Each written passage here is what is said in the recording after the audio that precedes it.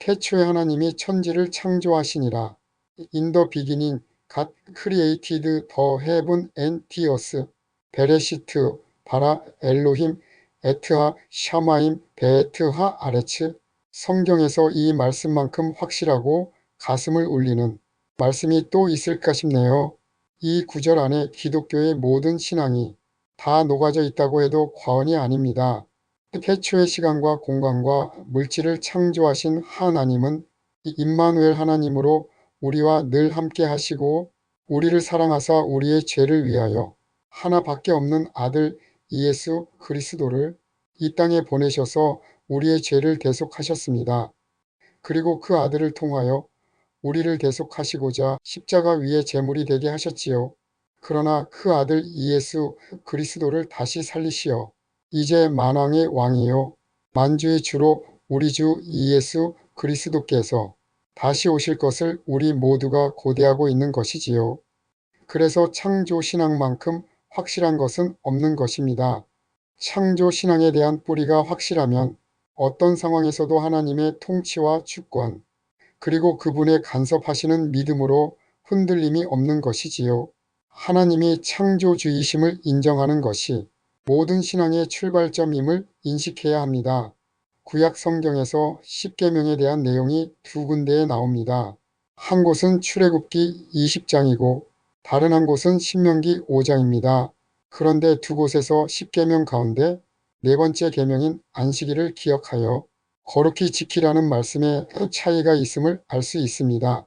먼저 출애굽기 20장 11절에서 하나님은 이스라엘 백성에게 안식일을 기억하여 거룩히 지키라고 말씀하시면서 이는 엿새 동안에 나 여호와가 하늘과 땅과 바다와 그 가운데 모든 것을 만들고 일곱째 날에 쉬었음이라. 그러므로 나 여호와가 안식일을 복되게 하여 그날을 거룩하게 하였느니라 라고 말씀하십니다. 즉 이스라엘 백성들은 안식일을 지키면서 창조주 하나님을 반드시 기억하라는 것입니다. 그리고 신명기 5장 15절에 보면 너는 기억하라. 내가 애굽 땅에서 종이 되었더니 내 하나님 여호와가 강한 손과 편 팔로 거기서 너를 인도하여 내었나니 그러므로 내 하나님 여호와가 내게 명령하여 안식일을 지키라 하느니라 라고 말씀하고 있습니다. 이 말씀은 이스라엘 백성이 안식일을 지킬 때마다 하나님이 너희를 애굽 땅에서 구속하신 구속주 하나님임을 기억하라는 말씀입니다. 그러므로 십계명의 네 번째 계명을 통하여 하나님은 이스라엘 백성들이 안식일이 되면 반드시 창조주 하나님과 구속주 하나님을 기억하라는 것입니다. 여기서 순서가 중요함을 알 수 있습니다.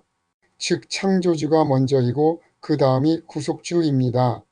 인류를 향한 하나님의 사역 가운데 가장 큰 두 가지 사역은 바로 창조와 구원이라는 사역임을 알 수 있습니다. 창조주 하나님이 곧 구속주 하나님이시므로 창조신앙은 구속신앙과 함께 하나님의 전체적인 구원 계획을 이해하는 데 필수적인 것입니다. 창조가 없다면 구속도 의미를 잃게 되는 것이지요. 중요한 것은 기독교 신학에서는 하나님의 창조와 구원은 과거의 사건으로 끝나지 않고 현재 진행형으로 보고 있다는 것입니다. 하나님의 창조와 구원은 과거, 현재, 미래를 아우르는 지속적인 역사입니다. 하나님은 지금도 세상을 창조하시고 구원하시는 일을 하고 계십니다. 그러므로 우리도 주일날이 되면 이 우주를 창조하신 창조주 하나님과 우리를 구원하신 구속주 하나님을 찬양하고 경배함이 마땅한 것이지요. 하나님이 창조한 이 우주를 한번 바라보십시오. 얼마나 광대하고 웅장하고 말로 형용할 수 없을 만큼 신묘막측한지를 느끼시는지요. 이 우주가 얼마나 큰지 상상해 보셨나요? 현재 과학기술로 관측 가능한 우주의 지름의 크기가 930억 광년이라고 합니다. 그리고 우주의 팽창으로 인해 관측 가능한 우주의 크기는 이보다 훨씬 더 클 거라고 합니다. 태양계에 속한 우리 지구가 포함되어 있는 우리 은하의 지름이 10만 광년이나 된다고 합니다. 우리의 머리로는 상상이 가지 않습니다. 거기다 수천억 개에서 수천조의 별들이 모여 있는 것을 은하라고 하지요. 이 은하가 수십 개 모인 것을 은하군이라고 하고 이 은하가 수천 개 모인 것을 은하단이라고 합니다. 그리고 이 수많은 은하군과 은하단이 모인 것을 초은하단이라고 한다지요. 그러니 이 우주가 얼마나 넓고 얼마나 많은 별들로 되어 있는지 상상이 가나요? 혹자는 저 하늘에 있는 별들이 이 지구상에 있는 바다의 모래알보다도 많다고 합니다. 그런데 이렇게 큰 우주보다 더 크시니가 하나님이시다라고 예수님이 말씀하셨지요. 요한복음 10장 29절에서 주님이 다음과 같이 말씀하십니다. 그들을 주신 내 아버지는 만물보다 크심에라고 말입니다. 영어 성경에서는 My Father who has given them to me is greater than all이라고 말씀하고 있습니다. 이 말씀은 하나님께서 당신이 창조한 모든 것보다 뛰어나신 절대적인 권능을 가지셨음을 의미하는 말입니다. 또한 이는 하나님의 권능이 우주의 모든 힘과 권세보다 우월하다는 것을 나타내고 있는 것입니다. 그러므로 만물 곧 우주는 하나님이 창조하신 것이 맞는 것이지요. 만일 하나님이 만물보다 작다면 하나님이 만물을 창조하신 것이 아니지요. 하나님께서 만물보다 크시기에 그의 계획 안에서 그의 주권으로 만물을 통치하시고 다스리시며 간섭하시고 섭리하시는 것입니다. 태초에 하나님이 천지를 창조하시니라. 이제 우리는 마지막으로 창조하다 라는 단어에 대하여 알아보도록 하겠습니다. 구약 성경은 히브리어로 되어 있습니다. 히브리어 구약 성경을 타낙이라고 합니다.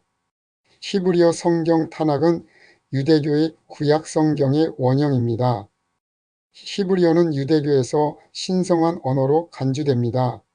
이러한 이유로 히브리어는 라션 하코데시, 즉 거룩한 언어라고도 불립니다. 또한 히브리어는 고대 이스라엘 민족의 언어로 이스라엘 백성이 하나님과 직접 소통했던 언어라는 전통적 믿음을 갖고 있습니다. 그래서 유대인들은 히브리어를 신의 언어라고도 합니다. 히브리어가 신의 언어로 불리는 것은 이 언어가 유대교와 기독교에서 신성한 경전과 계시를 기록한 매체라는 점에서 비롯된 것입니다. 그렇다면 여기서 거룩한 신의 언어라고 하는 히브리어 가운데 히브리어 동사가 갖는 특징을 몇 가지 알아보도록 하겠습니다. 히브리어 동사는 다른 언어와 구별되는 독특한 특징들을 가지고 있습니다. 히브리어 동사는 대부분 세 개의 자음으로 이루어진 어근을 기반으로 합니다. 이 어근은 동사의 기본적인 의미를 나타내며 여기에 접두사, 접미사, 모음 변화 등을 통해 다양한 시제, 인칭, 수, 태 등을 표현합니다. 예를 들어 카탈이라는 어근은 죽이다 라는 의미를 가지며 이 어근을 통해 다양한 형태의 동사를 만들게 되는 것이지요. 히브리어 동사의 어근은 3개의 자음으로 이루어져 있습니다. 그리고 7개의 기본 동사 형태를 가지고 있고 시제는 완료형과 미완료형으로 되어 있습니다. 여기서 완료형이란 행동이 완료된 것을 말하고 미완료는 행동이 진행 중이거나 아직 완료되지 않은 것을 의미합니다. 자, 이런 히브리어의 동사에 대한 기본 이해를 가지고 창세기 1장 1절에 나온 창조하다, 바라라는 동사를 알아보도록 하겠습니다. 히브리어로 창조하다, 만들다라는 동사가 주로 3개가 사용됩니다. 그 중에 첫 번째 동사가 바라라는 동사입니다. 먼저 이 바라 동사는 하나님의 특별한 창조 행위를 나타낼 때 사용되는 동사임을 보여줍니다. 창세기 1장 1절에서 사용된 바라 동사는 칼 동사로 그 시제가 완료 시제입니다.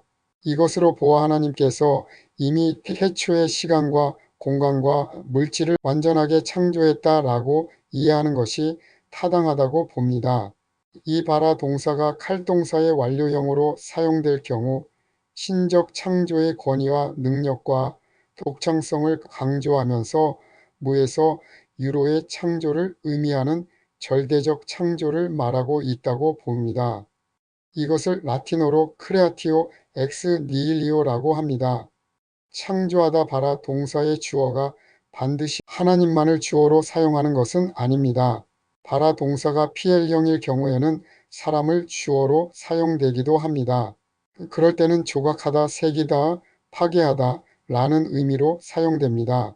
그래서 사람이 주어일 경우에는 하나님의 창조의 행위와는 다른 맥락에서 구별이 되어 해석이 되어야 하겠지요. 이 창조하다 봐라 동사에 대하여 즉각적인 완료된 창조다 라는 주장과 그것보다 창세기 1장 3절과 연결하여 점진적인 창조로 보는 견해도 있어 논란의 여지는 있지만 무엇보다 하나님의 전능하심과 새하늘과 새 땅의 창조를 내다보는 점에서 창조하신 일화를 완료된 것으로 봄이 타당하다고 생각합니다. 두 번째는 아사라는 동사인데 성경에서 자주 등장하는 동사로서 이 동사는 하나님의 창조 행위와 인간의 행위를 모두 나타내며 성경에서 중요한 역할을 합니다. 주로 이 동사는 창조된 기본 물질을 가지고 더 나은 새로운 것을 만들 때 사용합니다. 아담이 혼자 있는 것이 좋아 보이지 않아서 하나님께서 아담을 깊이 잠들게 하신 후에 갈비뼈로 여자를 만들었지요. 이때 사용한 동사가 아사입니다. 그래서 성경적 관점에서 보면 여자가 남자보다 더 월등한 존재라고 볼 수 있는 것이지요. 페르시아 시대 아수에로 왕 때 유대민족을 구한 여인이 에스더였지요. 죽으면 죽으리라는 각오로 나라를 구했습니다. 이 예수님께서 십자가 위에서 운명하신 후 주님의 빈 무덤을 찾아간 사람들이 몇몇의 여인들이었습니다. 사복음서에 보면 이 여인들이 예수님의 어머니 마리아, 그리고 막달라 마리아, 글로바의 아내 마리아, 작은 야고보와 요셉의 어머니 마리아, 살로메, 그리고 갈릴리에서 따라온 몇몇의 여인들이었지요. 이 여인들이 다들 죽을 각오를 하고 주님의 빈 무덤을 찾아간 여인들이었습니다. 이 여인들이 최초의 부활의 증인들이 되었던 것이지요. 그런데 예수님의 제자들 그리고 그렇게 많이 따랐던 수많은 남자들은 다 어디로 갔을까요? 모두 예수 도당으로 로마 군인에 잡히면 죽을까 봐 죽음이 두려워서 비겁하게 꽁꽁 숨어 있었지요. 세 번째는 야차를 라는 동사입니다. 이 동사는 주로 토기장이가 흙을 빚어 그릇을 만드는 것처럼 하나님께서 특정한 형태와 특별한 목적을 가지고 무언가를 만드시는 행위를 나타낼 때 사용됩니다. 창세기 2장 7절에서 하나님께서 흙으로 사람을 지으셨다고 할 때 바로 이 야차르 동사가 사용되었습니다. 이런 것으로 볼 때 인간은 하나님에 의하여 창조된 어떤 목적이 있다는 것이지요. 그것이 무엇일까요? 그냥 먹고 살라고 인간을 만드셨을까요? 아닙니다. 이사야 43장 7절에서 이사야 선지자가 하나님의 말씀을 다음과 같이 선포합니다. 물은 내 이름으로 일컫는 자, 곧 내가 내 영광을 위하여 창조한 자를 오게 하라. 그들을 내가 지었고 만들었느니라. 이 구절은 하나님께서 이 인간을 창조하신 목적이 하나님의 영광을 드러내기 위한 것임을 분명히 밝히고 있습니다. 이는 인간의 존재 자체가 하나님의 영광을 위한 것이라는 의미를 담고 있는 것이지요. 영광이라는 단어를 히브리어로 카보드라고 합니다. 이것은 무겁다 라는 뜻으로 하나님의 성품에 중하시고 무거우심을 나타내는 말로 하나님께 영광을 돌리며 살라는 말은 하나님의 성품과 속성을 드러내며 살라는 말씀입니다. 그분의 거룩하심, 사랑하심, 긍휼하심, 인자하심 등등 하나님의 성품을 삶 가운데 드러내며 살 때 하나님이 우리의 삶을 통하여 영광을 받으신다는 것입니다. 결론적으로 하나님께서 사용하신 세 개의 동사를 보더라도 하나님이 무엇을 만드시는 데는 다 의미가 있음을 알 수 있는 것이지요. 즉 바라라는 동사를 사용하여 무에서 유를 창조하시는 전능하신 창조주 하나님임을 계시하여 주시고 아사라는 동사를 통하여 지금보다 더 나은 창조를 계획하고 계시는 구원의 하나님임을 계시하여 주시고 그리고 야차를 라는 동사를 사용하시어 무엇을 만드시든지 다 어떤 목적을 가지시고 창조하시는 영광의 하나님임을 계시하고 있음을 알 수 있는 것이지요. 고린도전서 10장 31절 말씀입니다. 하나님의 말씀입니다. 그러므로 먹든지 마시든지 무엇을 하든지 다 하나님의 영광을 위하여 하라. 아멘. 제 영상을 시청해 주셔서 감사합니다. 우리 주 예수 그리스도의 은혜와 평강이 넘치시길 소망합니다. 구독은 무료입니다. 샬롬.